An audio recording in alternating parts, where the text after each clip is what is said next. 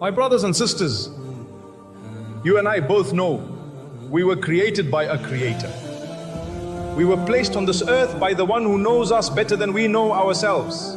And you and I both know that life will not last forever. We're going to die one day. Whether we like to talk about it or not, it is a reality that will definitely come to pass. It's going to happen. You know that you're going to go, but you don't know when. And I know that I'm going to go, but I don't know when either. Now, when I came onto this earth, it was something unique, something amazing. Just as it was unique and amazing when you came onto this earth. Our parents were looking forward to having us. And those of you who don't have children, may Allah bless you with offspring who will be the coolness of your eyes. Ameen. The excitement that parents feel when they receive the good news that a child is on the way. It's something you can't quite describe. It's not something you can explain in words. It has to be felt. Especially when it's the first child. There's so much joy. But there's also a little bit of uncertainty. Many mothers will tell you, when I was expecting, I didn't know what to expect. I just placed my hope in the mercy of Allah. I knew that so many women had been through it before, so I could get through it too. As the belly begins to grow, as the fetus starts to develop within you, even with the pain, even with the discomfort, there's happiness. The kicks, the weights, the backache, the sleepless nights, it's not easy, but there's still excitement. You say, mashallah, I'm going to be a mother. And yet, beneath all that joy, there's a fear. What's that fear? How is this child going to come out? Subhanallah. That fear is normal. It's natural to feel concerned. How will the labor be? Will I manage? What will happen? But guess what?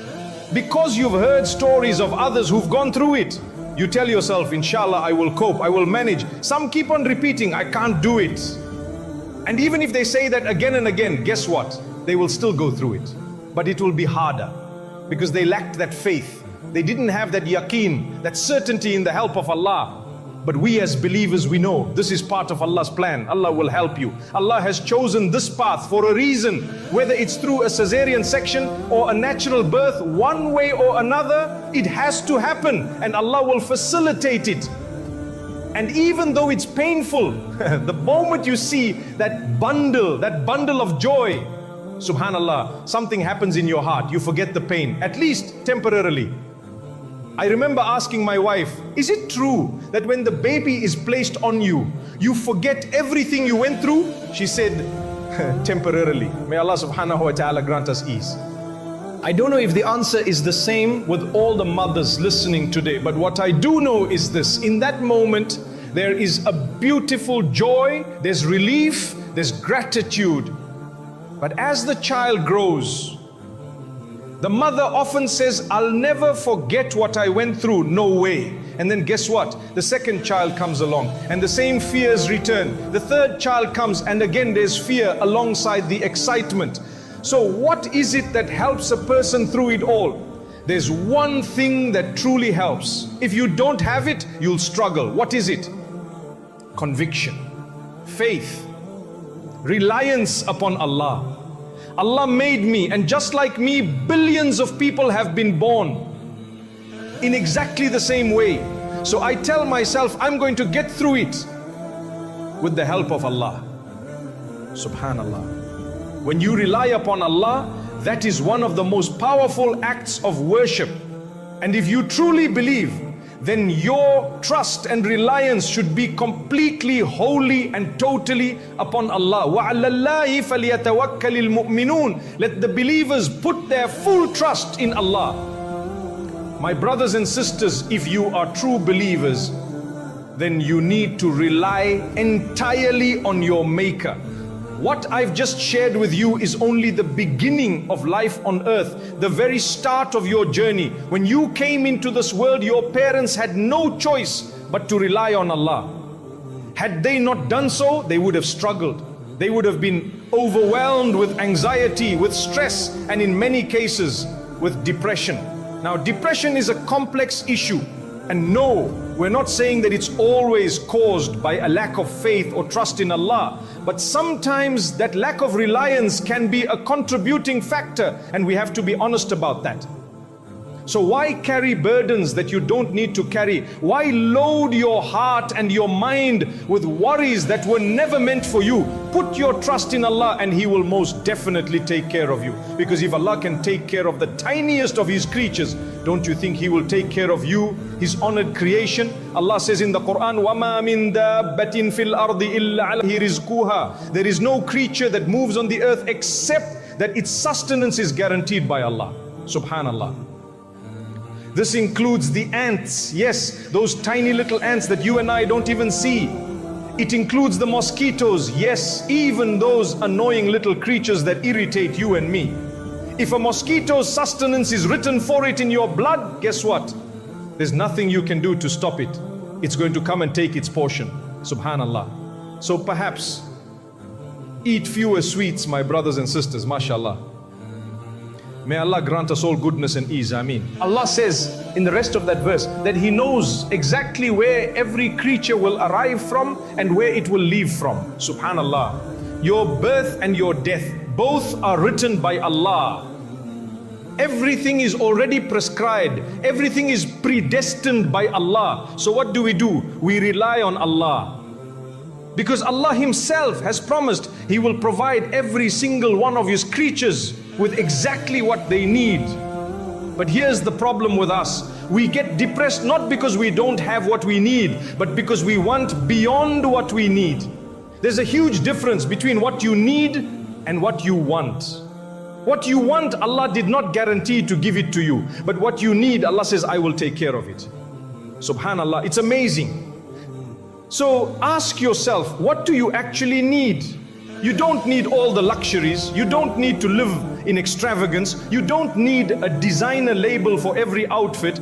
All you really need is a little bit of food to survive, some clothing to cover your body, a simple place to sleep, even if it happens to be under a tree. If that's what Allah has written for you, then He has provided what you need. You are not abandoned. You are provided for. And yet Allah, out of His mercy, still says, you work hard and I'll give you. I will even give you what you want if I will. To show you what? To show you that He can give you not only what you deserve, but more than you even need. But then comes the real test. When Allah gives you more, what do you do with it? Will you share it with others? Will you reach out to others? Will you help others? Not only financially, but emotionally, socially, and spiritually. Sometimes the most powerful thing you can give someone is not money, not food, not clothing, it's a conversation. Just speaking to someone might be more valuable than £1,000,000 because you touched their heart. You gave them hope. You reminded them of Allah. People say, you've changed my life. Well, I say to you, now it's time for you to start changing the lives of others, however you can. And where should that start? At home. Sometimes within our own houses, we don't even speak to each other. We ignore one another. We hold grudges. We keep silent. Yet we forget that reaching out to others begins with a simple conversation. Subhanallah. So my brothers and sisters, if you truly rely upon Allah and you understand that Allah created you, then remember this. Number one, He will provide for you. He will definitely give you what is meant for you. There is no way that Allah can forget you when He provides for the ants, when He listens to the discussion of the flies. Subhanallah. Amazing. So look at what Allah says. وَعَلَى اللَّهِ فَلْيَتَوَكَّلِ الْمُؤْمِنُونَ. If you are true believers, your reliance must be fully on Allah. That means don't panic, don't be worried. Take cognizance of the fact that Allah is in charge. I always say, when things happen your way, say Alhamdulillah. But when things don't happen your way, say Alhamdulillah twice. Because now they are happening according to the way of your boss, Allah, your maker. Subhanallah. I was reading an article, maybe some of you have seen it. It was about a sister back in 1979 who had just arrived from Syria into America. She faced a little delay at immigration because she refused to remove her hijab for a photograph. And because of that delay, she and her family missed their connecting flight. Later on, they discovered that the flight they missed was involved in the deadly crash. Everyone on board died. Subhanallah. How many of us have been saved through a delay? But in the moment, what do? We get angry, we get frustrated because something didn't go according to our plan. But remember, according to Allah, nothing ever went wrong. Subhanallah. Someone might even bash your car completely. You walk out of the vehicle with a smile. Now that doesn't mean you don't take the necessary steps. You can still claim what you need to claim. You can still say you were wrong and I'll go through the proper process. But the attitude is what matters. We don't come out of the car furious, shouting as though the other person did it on purpose. Come on, subhanallah. It's called an accident for a reason. May Allah grant us calmness, ease and guidance. Ameen. Don't let your heart be overcome by anger when things don't happen your way. Because if you do, that's a sign that your faith in Allah's plan is not strong enough. You need to believe that Allah was in charge even when your plans didn't work out. Sometimes you desperately want something. You wanted to marry a specific person. You wanted a particular business deal. You were planning to buy a certain house or wear a specific dress. You were excited to attend a function and it didn't happen your way.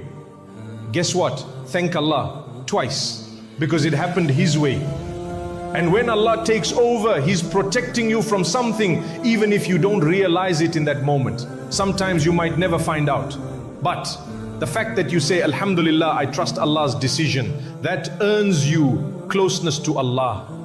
Allah chose it for you. So don't worry, you've lost nothing, absolutely nothing. Now, there's only one time you can blame yourself, and that's when Allah gave you the ability, the intelligence, the opportunity to do something that was beneficial for you or to protect yourself from harm, and you just sat back and said, well, if it's meant to be, it will happen. That's not faith, that's laziness disguised as religion. Today you find people sitting at home, hands raised in dua. Oh Allah, I've been reading 5 salah a day, I get up for tahajjud, please help me, I need sustenance.